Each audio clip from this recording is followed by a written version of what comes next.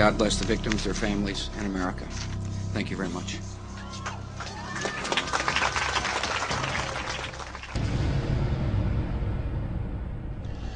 It's been said that all truth passes through three stages. The first stage being denial, the second stage being violent opposition, and the third stage being widespread acceptance as common knowledge. Well, as you view this documentary, keep in mind that people watching will probably fall into one of those three categories. One group of people will absolutely deny that what they're seeing could possibly be true. The second group of people will be violently opposed to this kind of information being released, and they'll do everything that they can to discredit the messenger rather than pay attention to the message. And yet there will probably be a third group of people that will sit back in their easy chair and say, I'm not surprised, I knew it all along. With this in mind, let's begin by playing a little word association. I'll say a word, and you think of the first word that comes to mind. Conspiracy theory is what most people think of. We've all been conditioned to associate the word theory with the word conspiracy, because after all, no conspiracies could possibly be true. They're all just theories, aren't they? Well, in the phrase conspiracy theory, there are two words. The first word, conspiracy. The second word is the active word, theory. By definition, a theory is a supposition, an idea, a concept, a hypothesis. Let me give you an example. In theory, if I purchase a raffle ticket, I could win a prize. Now, as long as I don't purchase a raffle ticket, my win is theoretical. But once you purchase a raffle ticket, the win is no longer a theory. It becomes a possibility. And the more raffle tickets you purchase, the more possible and eventually probable the win becomes. Such is the case with a conspiracy theory. As long as there is no evidence, it is a conspiracy theory. But once you have a piece of evidence, no matter how flimsy or circumstantial it may be, it becomes a possibility. And the more evidence that is gathered, the more possible and eventually probable the conspiracy is. You'll be looking at evidence in this documentary, and it will be up to you to decide if this is a conspiracy theory or indeed a conspiracy. Let us never tolerate outrageous conspiracy theories concerning the attacks of September the 11th. Malicious lies that attempt to shift the blame away from the terrorists themselves, away from the guilty. On September 11th, 2001, 4 events occurred within an hour and 15 minutes of one another. The first event occurred at 8:45 Eastern Standard Time when American Airlines Flight 11 hit the North Tower of the World Trade Center. And then 18 minutes later, at 9:03 Eastern Time, United Airlines Flight 175 slammed into the South Tower of the World Trade Center. And then at 9:43, it was reported that American Airlines Flight 77 had hit the Pentagon. And then finally, at 10 o'clock Eastern Time, United Airlines Flight 93 crashed in Shanksville, Pennsylvania. Now, unless this is one incredible coincidence, is it not safe to assume that all 4 of these events are inescapably married to one another? And is it not also safe to assume that if you find one person involved or a party involved with one of these events, they're probably involved in all of them? Well, following this train of thought, since there was no credible claim of responsibility, is it not safe to assume that those involved or those parties involved or agencies or groups that were involved in the events of 9/11 would do anything that they can to obfuscate, distract, or distort or cover up any information that might lead to their discovery? And if that's true, is it not also safe to assume that if you find somebody, a group, an agency, a party that is involved in the obfuscation, distraction, distortion, or cover-up of any information involved in any of the events of 9/11, does it not indicate possible involvement and even guilt in the events of 9/11? Keep this in mind as we look at the video evidence of September 11th.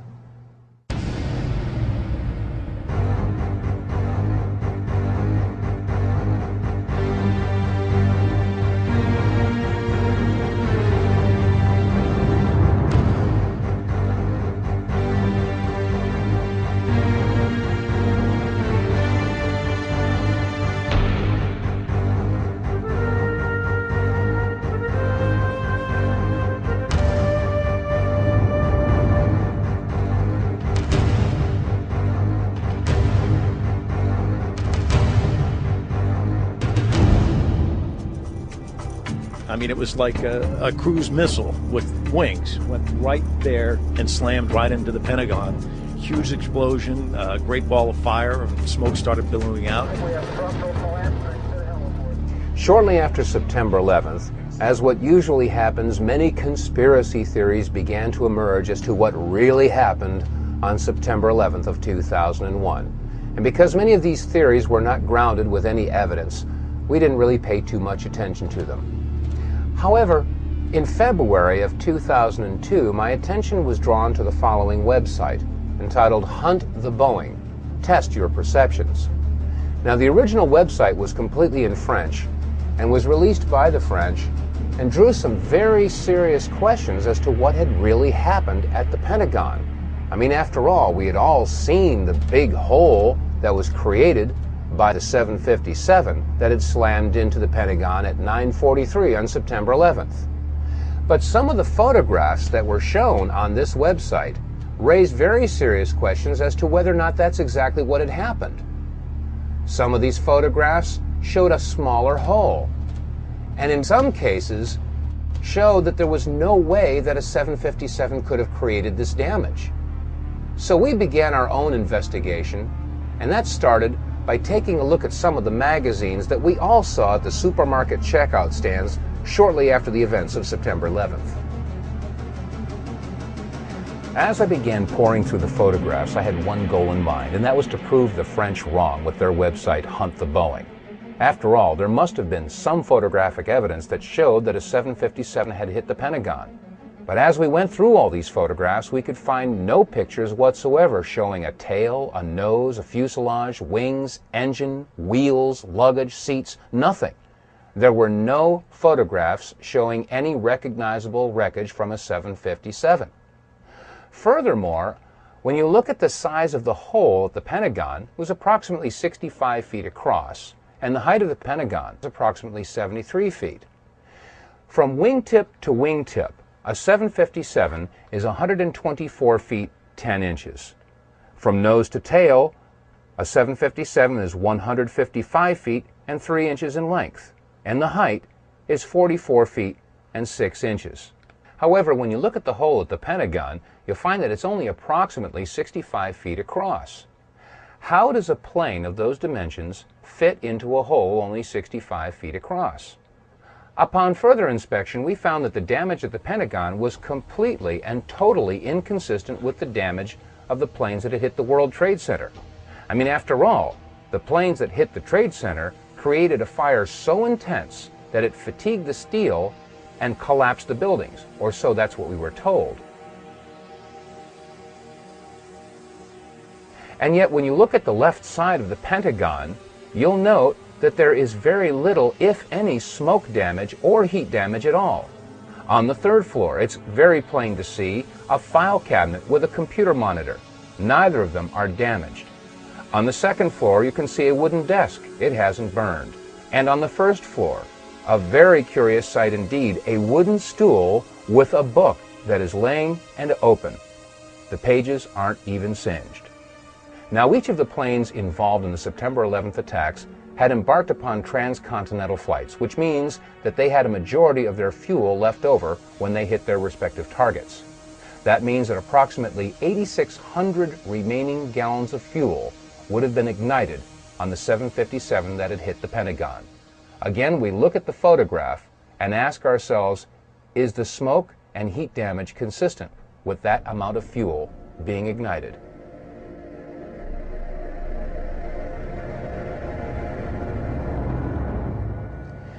Ms. Therese Sagnier, a certified environmental specialist and a member of the Environmental Assessors Association, sent us the following letter after a brief conversation we had on the telephone.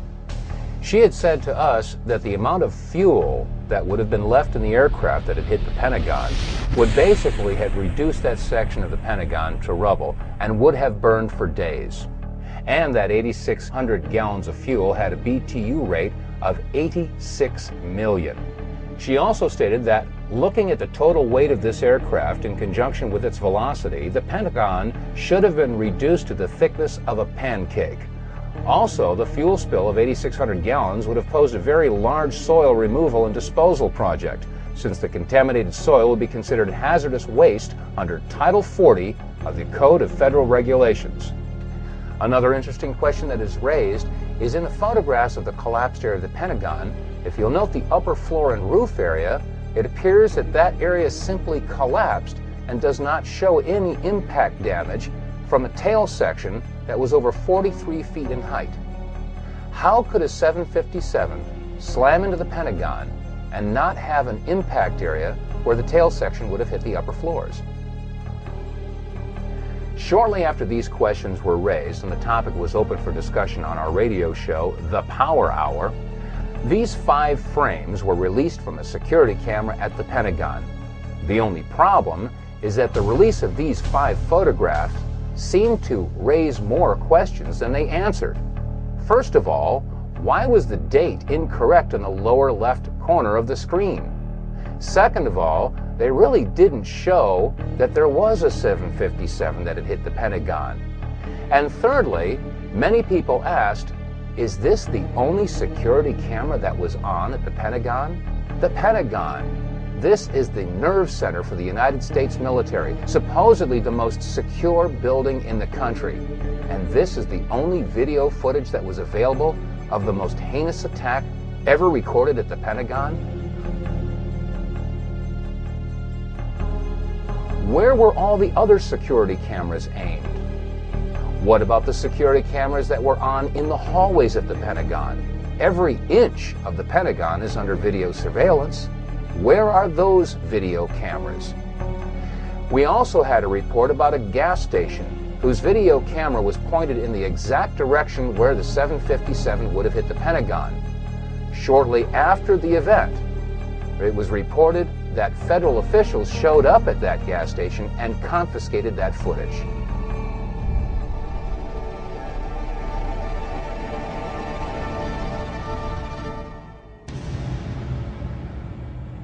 In addition to all the magazines that hit the newsstands and the supermarket checkouts, there was a flurry of book releases that hit the local bookstores and in some cases the book section of your local grocery store. One book is America Attacked, which was released by University Press of California, and it was edited by Sarah Jess, Gabriel Beck, and R. Joseph. In reference to the attack on the Pentagon, on page 194 it states, "The jet had plowed a crater 100 feet wide that ripped away the walls of all 5 stories of the building, collapsing the outermost rings which encircle the Pentagon." In this picture, we ask, do you see a crater 100 feet wide or 50 feet wide? How about in this picture or this picture? It doesn't appear that there was any crater at all. They went on to say that it had ripped away the walls of the 5 stories of the building, collapsing the outermost rings, which encircle the Pentagon. Now, there should be no question that the outer rings of the Pentagon have indeed collapsed. We've seen pictures from one angle, from another angle, and America has seen these pictures.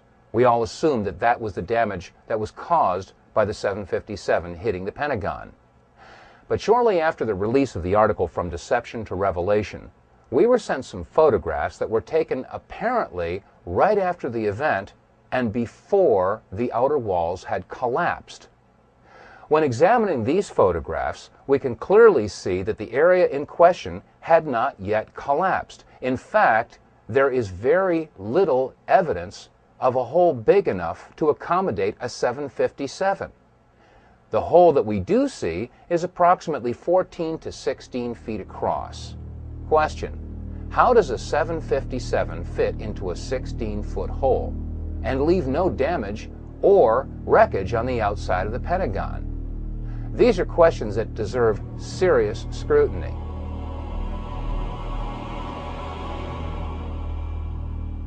Let's take a look at some of the photographs that were taken before the outer wall of the Pentagon collapsed. In this first photograph, we can see the firefighters pulling the hoses away from the fire truck. In the foreground, we can see wire spools that were left on the front lawn of the Pentagon. After all, this section of the Pentagon was under renovation. We'll use these wire spools as reference points.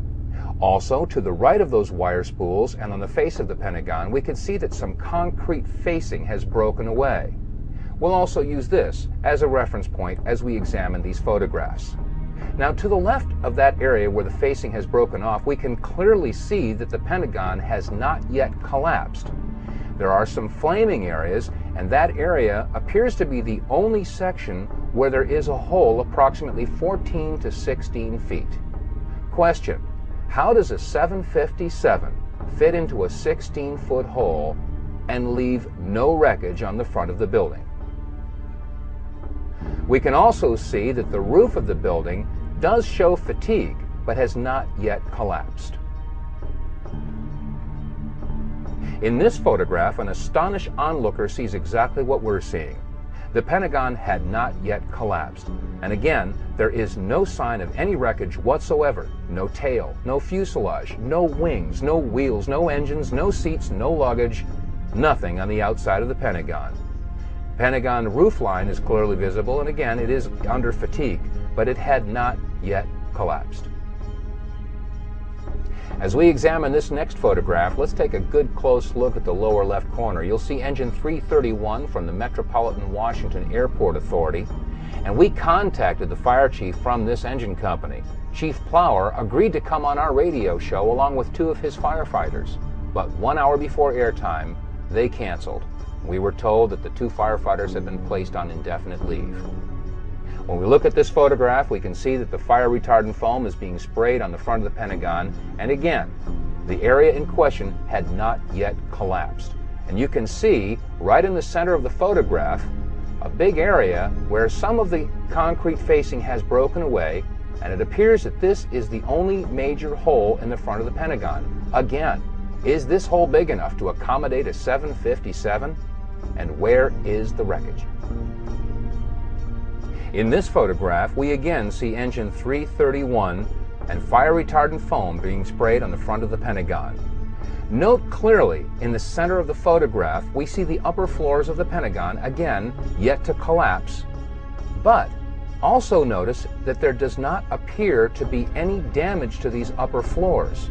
Question: if the height of the Boeing 757 was 44 feet 6 inches, there should have been some point of impact in these upper floors, and yet when we look at these pictures, there doesn't appear to be any impact whatsoever in the area where the tail should have hit. And again, there is no wreckage visible on the front of the lawn. Now, while these photographs were being taken, videographers from several different networks were on the scene to capture the firefighters in action as they battled the blazes at the front of the Pentagon. Jim Angle is joining us now from Washington. Jim, what can you tell us about that fire outside the Pentagon? Jim Angle, are you with us? I can tell you first that the roads around the White House, the streets around the White House, were blocked seconds ago.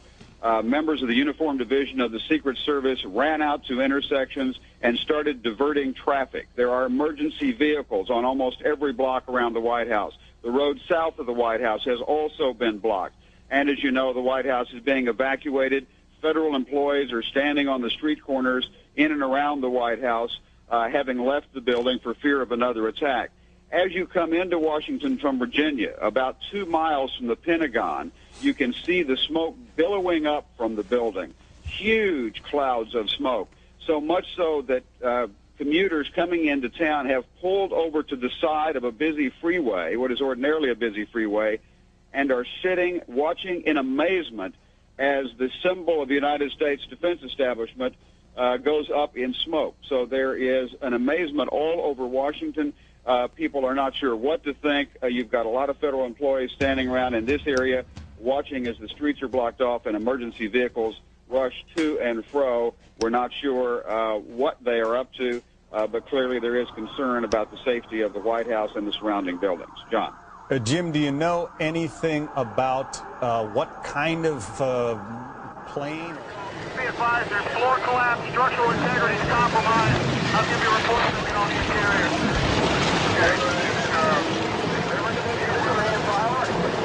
We have structural collapse.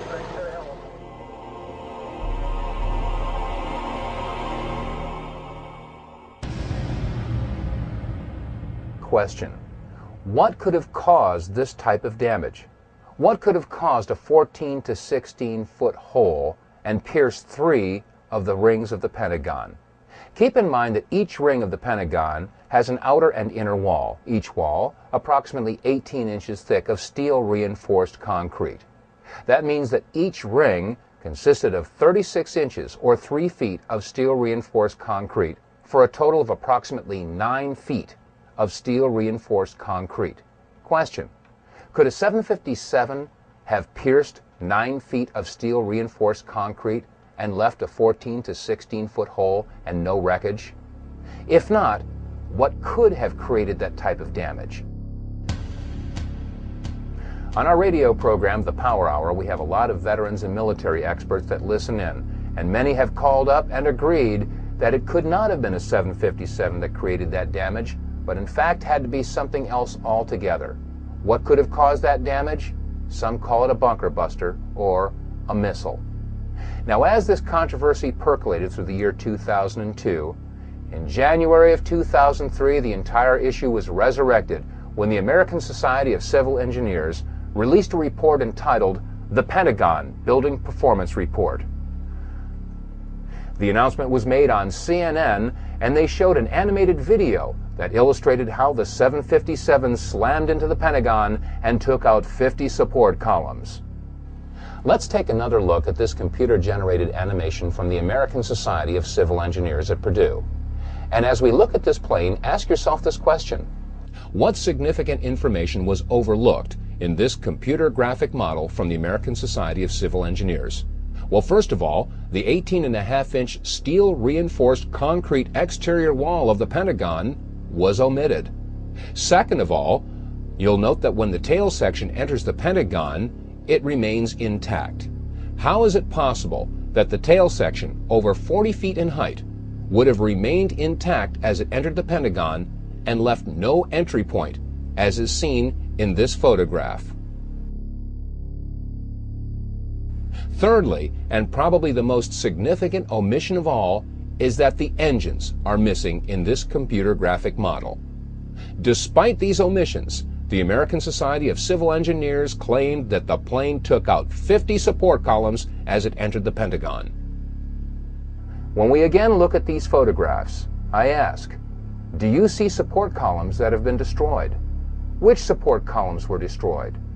How could it possibly be that the American Society of Civil Engineers could release such a report when the photographs clearly show that the entire report is in question? Now let's look at a computer-generated animation that was broadcast on the National Geographic television program Seconds from Disaster, in which they dealt with the attack on the Pentagon on September 11th. In this computer-generated animation, they show that the wings broke off before the plane entered the first ring.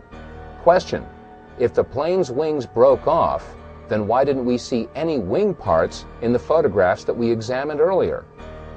Furthermore, in this computer-generated animation, it clearly shows the plane almost completely disintegrating as it passes through the first ring. Question: how could it have continued along its path and pierced another 7.5 feet of steel-reinforced concrete, piercing the second and third rings of the Pentagon, and leave this hole? You can't have it both ways.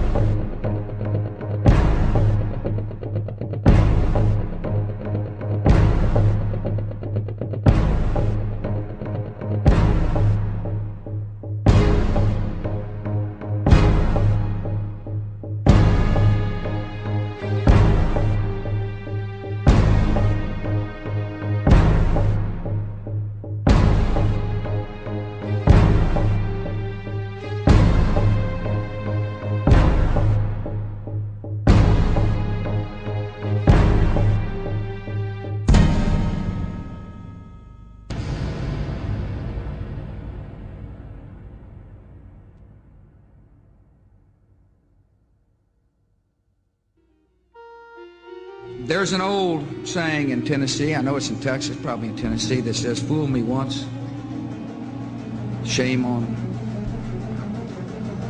you. It fooled me, we can't get fooled again. You know, there are those that see these pictures and hear this information for the first time, and they inevitably ask the question, well, if the plane didn't hit the Pentagon, where did it go? The answer is, I don't know where it went. For all I know, it could be sitting in 200 feet of water in the Atlantic Ocean. But then again, I didn't say that Flight 77 hit the Pentagon. That was NBC and CBS and ABC and CNN and Fox and all the other news agencies. The question should be, if Flight 77 hit the Pentagon, then where is it? And let's keep in mind that if we do find someone, a group, or an agency that is involved in the obfuscation, distraction, distortion, or cover-up of any information about any of the events of September 11th, does that not indicate possible involvement and even guilt in the events of September 11th? Now let's move on to what happened in New York City on the morning of September 11th.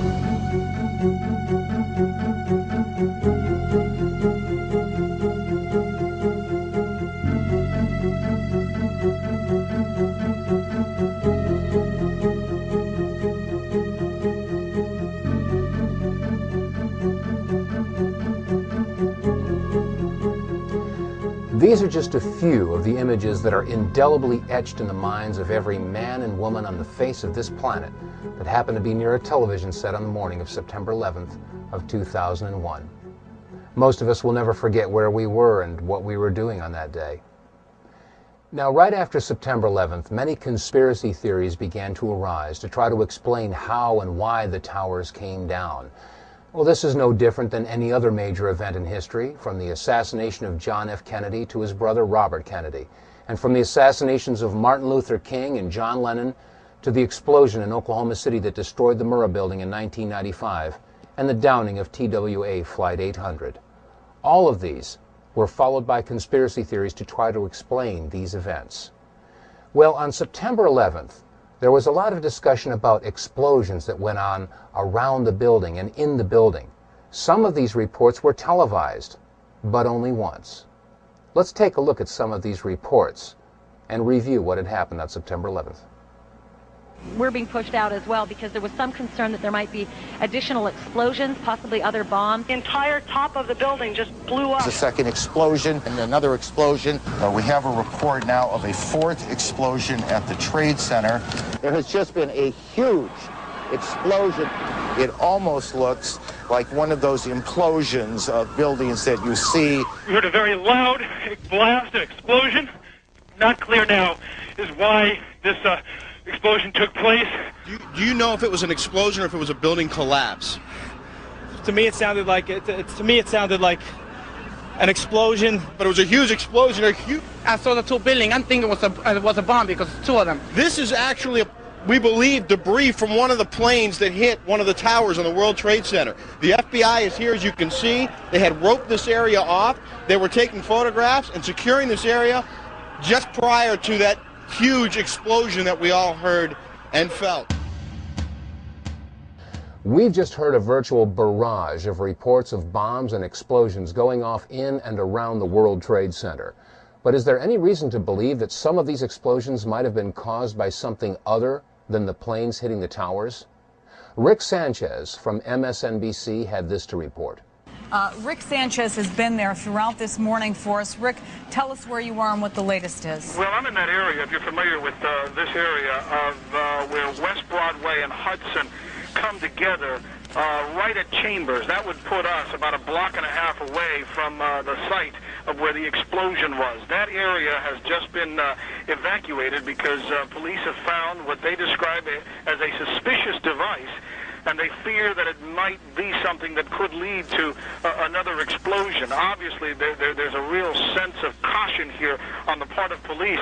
I spoke with some police officials moments ago, Chris, and they told me that they have reason to believe that one of the explosions at the World Trade Center, aside from the ones that may have been caused by the impact of the plane with the building, may have been caused by a van that was parked in the building that may have had some type of explosive device in it. So their fear is that there may have been explosive device planted either in the building or in the adjacent area, and that's why they're being so cautious. In the September 24, 2001 edition of People magazine, on page 34, there was an interview with Louis Caccioli, a 51-year-old firefighter assigned with Engine 47 of Harlem, New York, and he had this to say. We were the first ones in the second tower after the plane struck.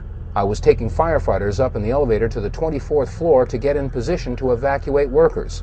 On the last trip up, a bomb went off. We think there was bombs set in the building. Well, Louis Caccioli isn't the only firefighter that claims that there were bombs or explosives going off in and around the World Trade Center. We made it at least 2 blocks, and we started running. Floor by floor, it started popping out. It was if they had detonated. If they were planned to take down a building. Boom, boom, boom, boom, boom, boom, boom. All the way down. I was watching. We've heard eyewitness accounts and testimony from fire officials that indicate that there were bombs, explosives, possibly detonating charges that were utilized in the collapse of the World Trade Center buildings. Is there any reason to believe that detonating charges were utilized in the collapse of the North Tower, the South Tower, or Building 7? One firefighter did say, boom, boom, boom, boom, boom, that's how it went down. And many of the television reporters reported that as the buildings collapsed, both the North Tower and the South Tower and Building 7, they all appeared to come down just like a controlled demolition. Let's listen to a clip from Larry Silverstein. He was the lease owner of the World Trade Center as he gave an interview on PBS. I remember getting a call from the fire department commander telling me that they were not sure they were going to be able to contain the fire. And I said, you know, we've had such terrible loss of life. Maybe the smartest thing to do is pull it. And they made that decision to pull, and then we watched the building collapse. Now, we've just heard Larry Silverstein making the admission that when it came to Building 7, the decision was made to pull it, a term that is used by demolition experts in bringing a building down. But what was America and the rest of the world told as to why Building 7 came down? About an hour ago, World Trade Center Building Number 7 collapsed, a 42-story building, weakened by the devastation that had occurred earlier today. We've all seen controlled demolitions on television. Office buildings, sports stadiums, all brought down by controlled charges. And these charges and controlled demolitions take weeks of planning. They have to bring in experts and do a structural analysis of the buildings, study which beams, which girders have to have charges placed on them. And then a team of explosive experts has to come and set the charges, wire them all together in sequence. And then, finally, after everything is clear, they let the building go, or pull it. Are we to believe that 8 hours after a surprise attack in New York City, they were able to pull Building 7? How is this possible had it not been planned in advance? And if they did have planned detonation charges in place in Building Number 7, is it possible that there were charges in Building 6, or 5, or 4, or the North Tower, or the South Tower? We made it at least 2 blocks, and we started running. Floor by floor, it started popping out. It was if they had detonated. If they were planned to take down a building. Boom, boom, boom, boom, boom, boom, boom. All the way down. I was watching it and running. Just ran.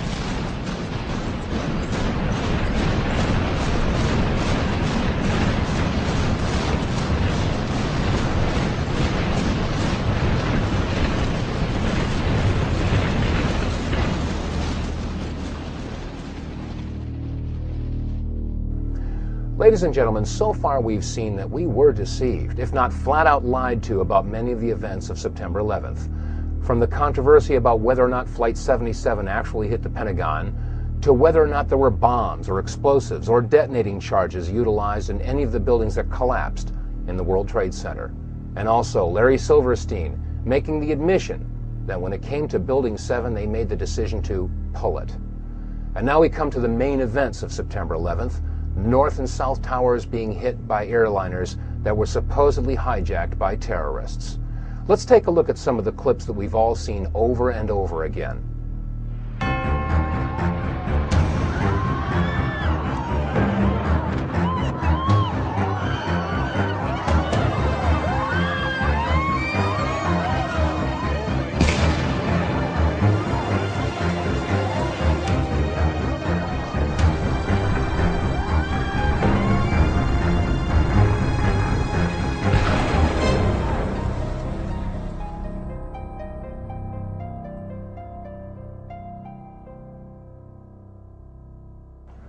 On April 15th of 2004, we received a news release that alerted us to a website that was entitled www.letsroll911.org.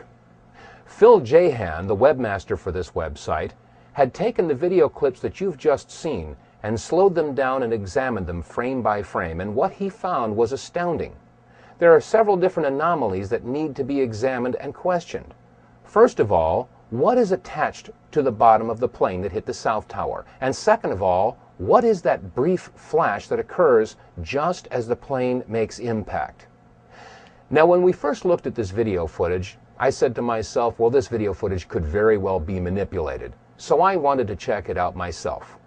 Well, we went and found the DVD that we had purchased shortly after September 11th entitled America Remembers. This was directly from CNN. We took this DVD and put it in our machine and examined the very clip that you've just seen. Let's take a look at it. Let's take another look at this clip in slow motion, but before we do, keep in mind that sometimes the best place to hide something is in plain sight. We've all seen this video clip, and there have been many publications that have taken frames from this video and published them in hundreds of magazines. Here's an example. On page 3, a full-size blow-up of this picture. And in this magazine, it was published on page 4. And on the back of this book that we discussed earlier, it's on the back cover.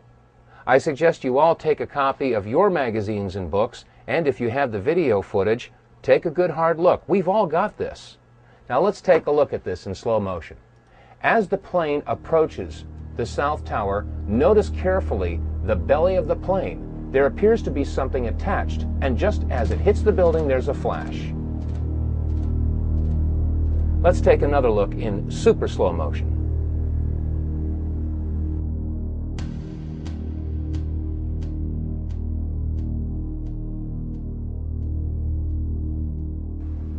Let's look at this photograph that was taken near Ground Zero. On the right, we see the South Tower, and the smoke that's rising into the sky is emanating from the North Tower, which is completely hidden from view.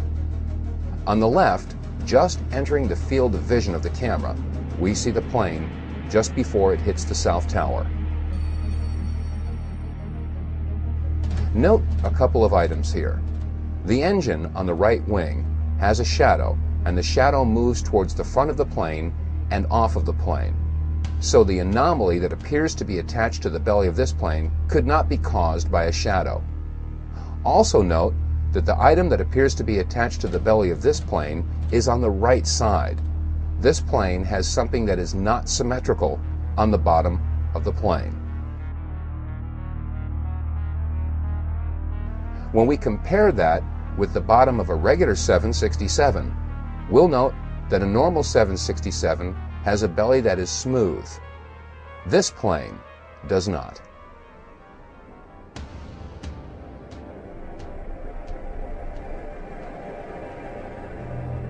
In the summer of 2003, in Barcelona, Spain, a publication by the name of La Vanguardia did an investigative report on the plane that slammed into the South Tower. After a thorough digital image analysis performed by a Spanish university, the investigators came to the conclusion that the anomaly was three-dimensional in nature and could not have been caused by shadows or reflections. Question: Is it outside the realm of possibilities that an object of this size and shape could be attached to the belly of a plane of this type?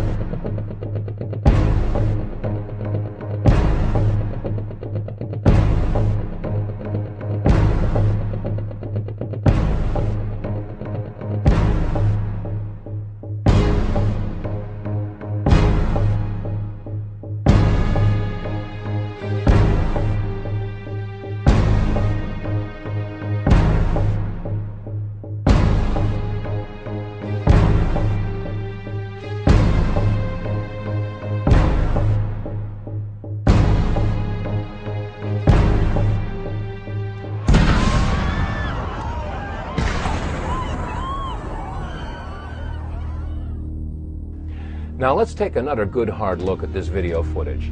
As the plane approaches, it is irrefutable that there is something attached to the bottom of this plane and a distinct flash as it makes contact. Now there are some that would say that this is a trick of light, a reflection. Well, let's keep in mind that if you hold a mirror in your hand and reflect the sun's rays, that reflection only goes where you aim that reflection.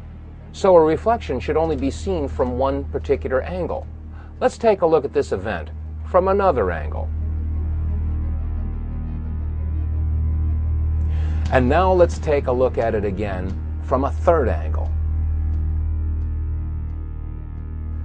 And now let's take a look at it one more time from a fourth angle.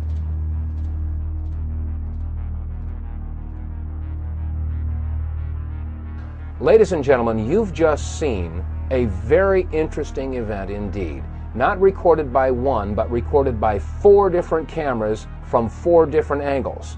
There can be no doubt that this is not the result of a reflection of any sort, but in fact was a flash caused by an explosion, a detonation, a missile. Something happened. That was not a terrorist with a box cutter. Let's take another look at the object attached to the belly of this plane and ask yourself this question. Could something this big have gone unnoticed by the passengers, the crew, the baggage handlers, the service personnel at a commercial airport?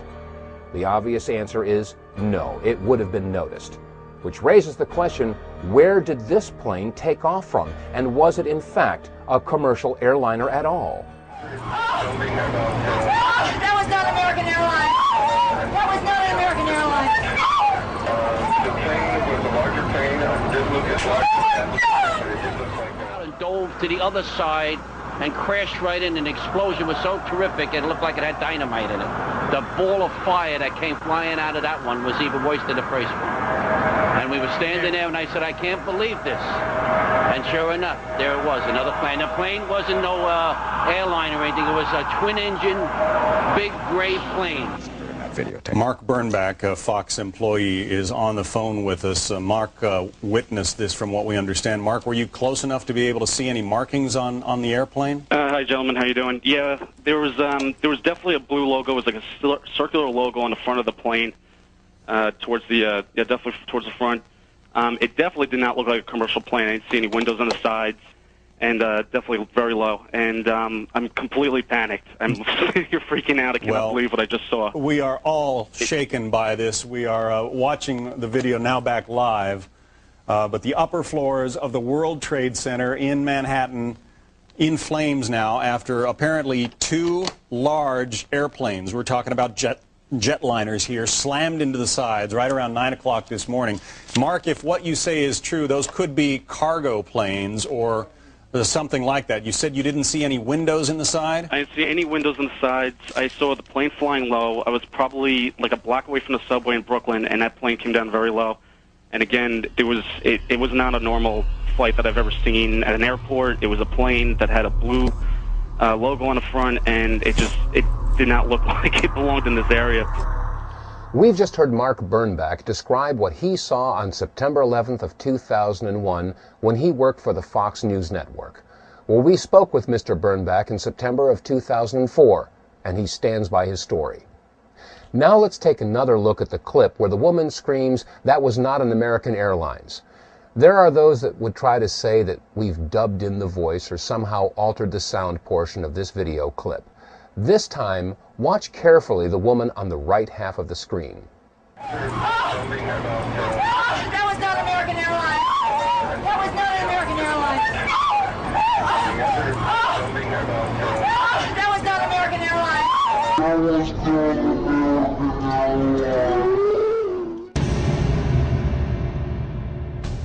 Now, we've just heard testimony that refutes the official report that a commercial airliner hit the World Trade Center.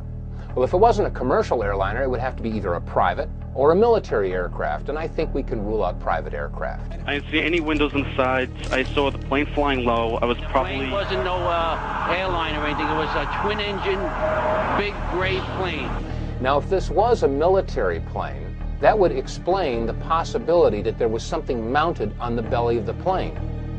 Now, Phil Jahan, webmaster of the website letsroll911.org, and many other people have postulated that this indeed was a pod of some sort mounted to the belly of the plane. Many of our listeners are ex-military and have agreed that this is a distinct possibility.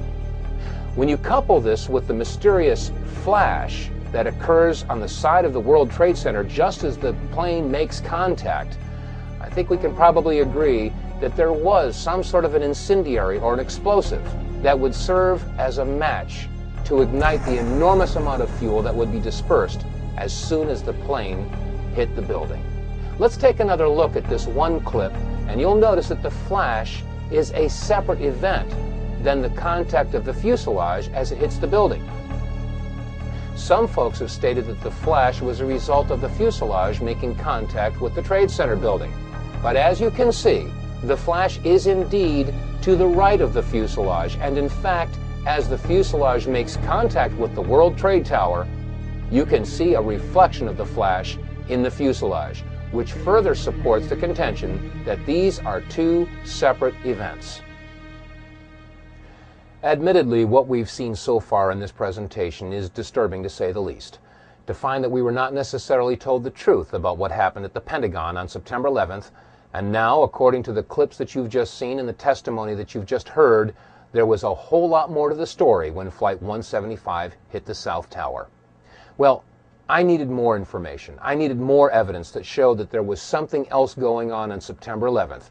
And the only way to get more information was to go to the first plane, Flight 11, the American airliner that hit the North Tower.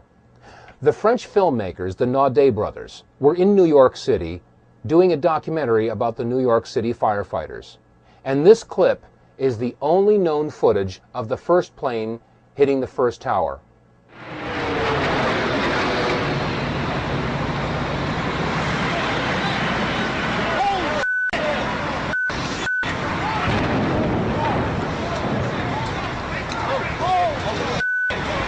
Let's take another look at this video clip, this time in slow motion. You'll notice that as the plane approaches the tower, first of all, we're too far away to get a clear shot in any detail of the plane. So therefore, it's hard to make out whether or not there was anything attached to the bottom of this plane, as was the case with Flight 175. However, there is another similarity. Just as the plane makes impact, there is a flash. Let's look at it again, and keep in mind that as we watch this plane make impact, this flash occurs just before the plane crashes into the North Tower. This time, as we watch this clip, note the shadow rising from the lower right of the Trade Center tower, and keep in mind that the shadow won't reach the impact point before the plane and vice versa. This is very important because the flash occurs before the shadow and the plane meet. This time, let's look at this clip in reverse. You'll notice that as the plane slowly backs out of the North Tower, it is clear of the tower, and then the flash occurs, indicating that the flash occurred before the plane made impact on the North Tower. One more time, this video clip showing the flash as the plane hit the North Tower.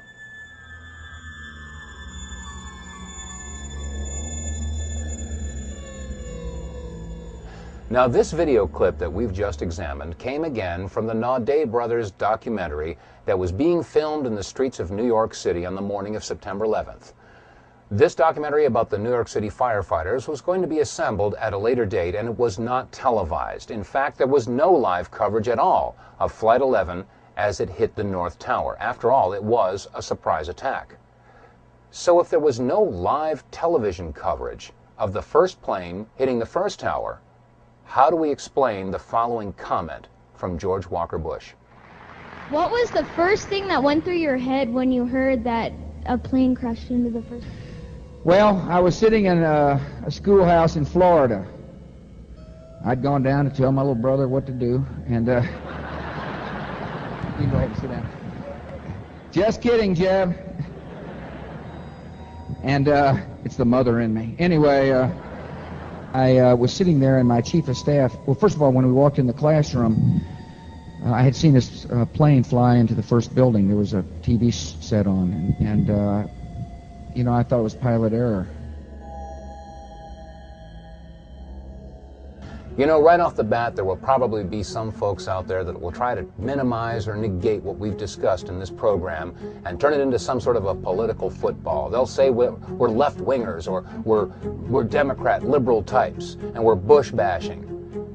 Nothing could be farther from the truth. Let's not forget that it was under the Clinton administration that we launched a missile attack in Afghanistan and Sudan to destroy what turned out to be an aspirin factory because they had bad intel that they were manufacturing chemicals. It's happening again, folks. It has nothing to do with liberal versus conservative, or Democrat versus Republican, or right versus left. It has everything to do with right versus wrong. On September 11th, it was reported that the passengers of Flight 93 were in the process of overcoming terrorists who had taken over the plane using box cutters. And in the process, the plane crashed in a field in Shanksville, Pennsylvania at 10 o'clock a.m. Eastern Standard Time. Well, if Flight 93 crashed in Shanksville at 10 o'clock Eastern Time, how do we explain the following story that was carried by WCPO-TV Channel 9 in Cincinnati, Ohio? This story was posted on the internet at 11:43 a.m. Eastern Time by web producer Liz Foreman. The headline reads, "Plane lands in Cleveland, bomb feared aboard." A Boeing 767 out of Boston made an emergency landing Tuesday at Cleveland Hopkins International Airport due to concerns that it may have a bomb aboard, said Mayor Michael R. White. United identified the plane as Flight 93. If United Airlines Flight 93 crashed at 10 o'clock Eastern Standard Time in Shanksville, Pennsylvania, then how could Flight 93 also have landed at Cleveland Hopkins International Airport, been evacuated, and searched for a bomb, as was reported at 11:43 Eastern Time by Liz Foreman from WCPO-TV in Cincinnati? Which flight was the real Flight 93? Which flight crashed in Shanksville, Pennsylvania?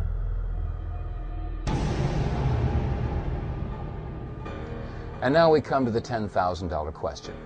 How is it possible that in the sleepy town of Versailles, Missouri, in a little production studio, we can do an in-depth analysis and a slow-motion expose of video footage that's been at the fingertips of every major news network all this time?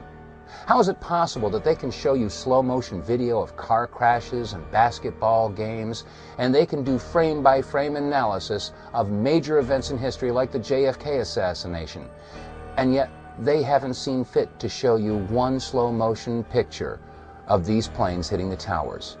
Why is it that shortly after September 11th, it was decided that it would be too painful for America to see these videos anymore, and so they decided to stop showing them? Maybe now we know why they stopped showing these videos. And maybe we should have nothing but contempt for the mainstream networks for withholding this information. After all, if you become aware of a lie, and you do nothing to expose the lie, you then become part of the lie. Has this ever happened before in American history? Have the mainstream media networks ever suppressed information in regard to terrorist attacks in this country? appears to be the Oklahoma County Bomb Squad. It's their bomb disposal unit, essentially, is what it is, and it is what they would use to, if the report that we gave you just a few moments ago turns out to be correct, that they have found a second explosive device of some kind inside this building, they'll back that trailer down there, and the bomb squad folks will go in, and they will use that that trailer. You see the bucket on the back there, sort of, this is how they would transport the explosive device away from this populated area to try to do something with it. Confirmed through federal authorities that a second bomb has been found inside that federal building in Oklahoma City. It was an explosion at 9 o'clock this morning that did that damage you're looking at right there, blowing off the entire north face of that building. Again, you're looking at the north face there. A second bomb was found on the east side of that building. A bomb squad is on the scene. That second bomb has not exploded. We don't know quite the status yet, if they've managed to defuse it, but it has been confirmed that a second bomb was found on the east side of that building. I just took a look down the street at the Morrow building again. I see another bomb truck going, so apparently they're going to try to get out that third bomb that's been talked about. Still a lot of activity around the Morrow building. Security concerns that another one still might go off. That's what everybody's worried about. At the present time, the medical teams downtown are unable to get into the wreckage to retrieve more of the injured because of the presence of other bombs in the area. I've been told by the police department that just as soon as those bombs are defused, they will permit the medical teams to enter. Just for a second, we want to update our audience that the Justice Department is reporting that a second explosive device has been found in the A.P. Murrah building in downtown Oklahoma City. Mike, you're still with us, aren't you? Yes, I am, and I might tell you in addition to that, in fact, what we were told at the scene a few minutes ago was that, in fact, 2 different explosive devices were found in addition to the one that went off. So a total of 3, A total of 3, and of course then there was mass confusion whenever there were hundreds of spectators in the area, and when they heard that there were other bombs in the building, people were running from the area in the opposite direction as fast as they could. Utter devastation that one explosion caused, because here's now what we are starting to learn about the succession, or what someone obviously hoped would be a succession of explosions. The first bomb that was in the federal building did go off. It did the damage that you see right there. The second explosive was found and diffused. The third explosive that was found, and they are working on right now as we speak, I understand, both the second and third explosives, if you can imagine this, were larger than the first. So try to imagine 2- or 3-fold happening what we've already seen there. It is just incredible to think that there was that much heavy artillery that was somehow moved into the downtown Oklahoma City. President Clinton just called Frank Keating, Governor Frank Keating, and he says that 3 FBI anti-terrorist teams are en route to Oklahoma City. Right now, they are saying that this is the work of a sophisticated group. This is a very sophisticated device, and it has to have been done by an explosives expert. Obviously, we talk about the second bomb that was found. Devin told us earlier, we got information that the second and third bomb were bigger than the one that was detonated. 1,200 pounds of explosives in that first one that went off. The second and third devices that were found were actually larger than that. So you can undetonated bombs that were found that were bigger than the device that exploded. And if this other one that they're looking at now turns out to be something, it appears that it was meant for this building to come down, to be leveled, because of the amount of power that could have gone off. Only one explosion, it was obviously tragic enough, but there were more bombs set to go off, according to ATF officials. The question is, why that building? And was it Waco? Is it Nation of Islam? We should find out an awful lot when the bombs are taken apart. I think it was a great stroke of luck.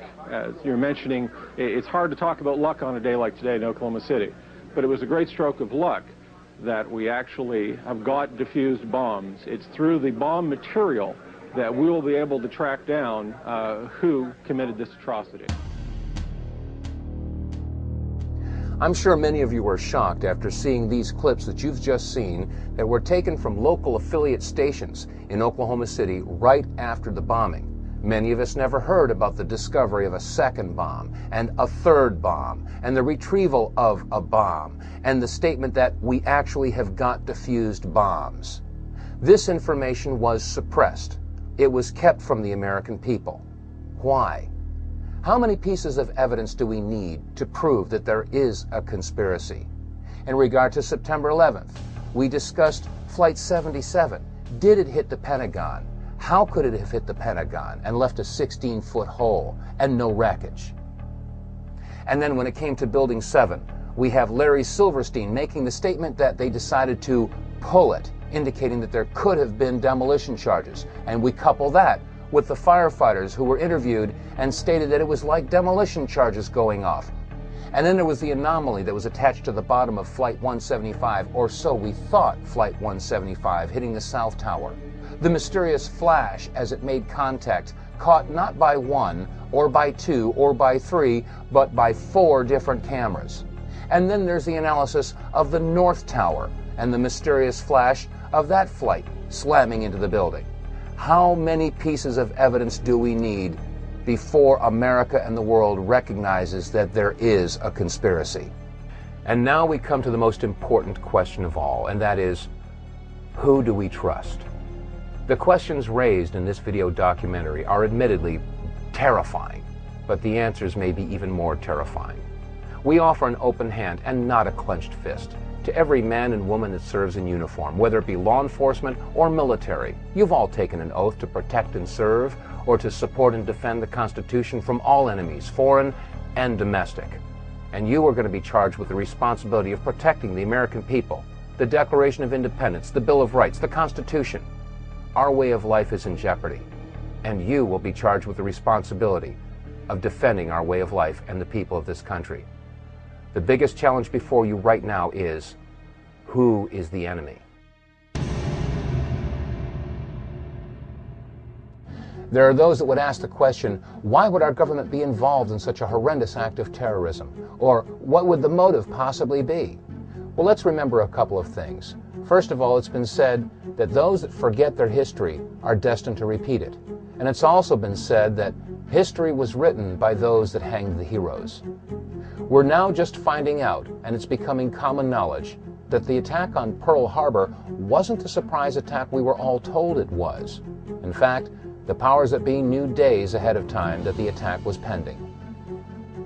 And then there's the Northwoods documents that were released in 1961, in which the Joint Chiefs spelled out plans to attack their own ships, sink battleships, let off bombs, and have terrorist attacks here in the United States to instill patriotism and raise anger against the communists so that we could find an entry into the Cold War. We all know that war makes money. And the events at Pearl Harbor and the very existence of the Northwoods documents should represent a mindset and a clear intent of the powers that be to involve themselves in clandestine operations and to sacrifice the lives of our men and women in uniform and civilians as well, as long as it will legitimize their involvement in some sort of a military conflict. Let's look at the world situation today. The United States is the only remaining world superpower. Russia is our best friend now, or so we're told, and China is our biggest trading partner. Simply ask Walmart or Dollar General or any other major retailer where most of the goods are manufactured in China. Well, if there is no world superpower boogeyman or enemy to be watching over, well then what better enemy to have than a nameless, faceless enemy without a country that can strike at will in any corner of the globe? The war on terror. A war that, as Dick Cheney has said, could last for decades. Yes, war means money. And defense contracting is the largest industry in the country, if not the world. Billions, if not trillions of dollars are awarded to defense contractors every year. And they'll manufacture $75 hammers or $600 toilet seats, grossly overcharging the American taxpayer. Where does all this extra money go? And now we have to ask the question, how do defense contractors guarantee job security and profitability? And the common sense answer is to guarantee that there is war. Well, you might ask, why doesn't the mainstream media tell us about this? Why hasn't Tom Brokaw or NBC News told us? Well, as an example, NBC is owned by General Electric. General Electric is one of the top 10 defense contractors.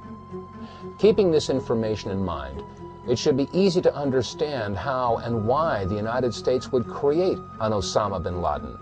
Osama bin Laden was a CIA asset. He was trained by and funded by the CIA. He was put into power by the CIA, and he had substantial financial ties to the current administration. Saddam Hussein was also supported by the United States government. He was given agricultural credits, which he then used to purchase illegal chemical and biological weapons, according to Senator Donald Riegel's report. Question: is it not outside the realm of possibilities that the United States would create a boogeyman, create an Osama bin Laden or a Taliban or an Al-Qaeda, on which they could place the blame of the events of September 11th and other yet-to-occur terrorist acts?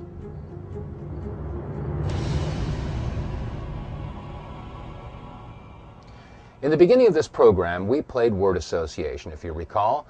The term was conspiracy theory. Now, you've seen enough evidence in this presentation to know that we are dealing now with a conspiracy. There is plenty of evidence to support it. The conspiracy theory, in fact, is the idea that Osama bin Laden had something to do with the attacks of September 11th. Let's not forget that on September 23rd of 2001, Condoleezza Rice, National Security Advisor, had stated that they had evidence that linked bin Laden with the terrorist attacks and that they would release that evidence in due time. Well, America and the world are still waiting for that evidence. And in that time since September 11th, we've launched not one, but 2 wars in Afghanistan and Iraq based upon no evidence or a conspiracy theory. Our war is against evil, not against Islam. We don't hold any religion accountable. We're fighting evil. What we've seen on this video should give us all cause to stop and rethink everything that we've been told about September 11th. The media and our government have relentlessly pounded into Americans' minds that it was terrorists wielding box cutters that were responsible for the attacks in America on September 11th. And now, after seeing this video footage, we realize that it couldn't possibly have been a terrorist in a box cutter that would have created the flashes on both the North and South Tower. Nor could it have been a terrorist with a box cutter that had that attachment to the bottom of Flight 175. There is one truth that's come out of this, though, and that is that there is a war on freedom. But the war on freedom isn't being waged by those that they say it is. After all, how many of your freedoms have been legislated away by Osama bin Laden or the Taliban or Al-Qaeda or Saddam Hussein? The answer is none. Your freedoms have been legislated away by the very people who take oaths to defend your freedoms. Republicans and Democrats alike. Your Congress, your Senate, your President. There is a war on freedom. And now, thanks to the Homeland Security Bill, the Patriot Act, the Terrorist Bill, the Model States Emergency Health Powers Act, we have thumb scanners and retina scans and face recognition, metal detectors. At the airports, we have body scans and body cavity searches. Yes, there is a war on freedom. And let's not forget what George Bush had said in regard to conspiracy theories. Let us never tolerate outrageous conspiracy theories concerning the attacks of September the 11th. Malicious lies that attempt to shift the blame away from the terrorists themselves, away from the guilty. Every nation in every region now has a decision to make. Either you are with us or you are with the terrorists. Much calmer situation and a much better evacuation. And these people. My son was murdered! Let's ask some real questions. Is that unfair? And what about the bunker? You didn't ask him about the bunker, the Office of Emergency Management bunker on fire? We are getting ready for the next panel. Remember this. Your government funded and trained Al-Qaeda. Repeat it again. Your government funded and trained Al-Qaeda. And now I ask all of America and the people of the world, where's your line in the sand?